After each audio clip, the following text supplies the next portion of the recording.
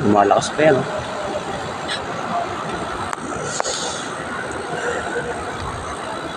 Buti di malakas yung hangin.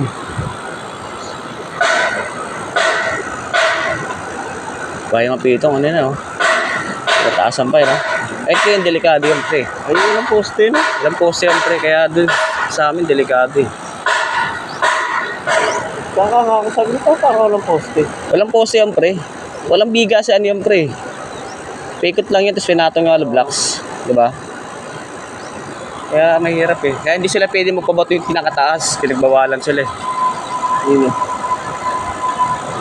Gusto kasi ibato yan hanggang diba, may abang na diba? May bato rin eh. Kaya hindi na pwede pataasan nila. Sinito sila ng barangay dyan eh. Maraming nagreklamo.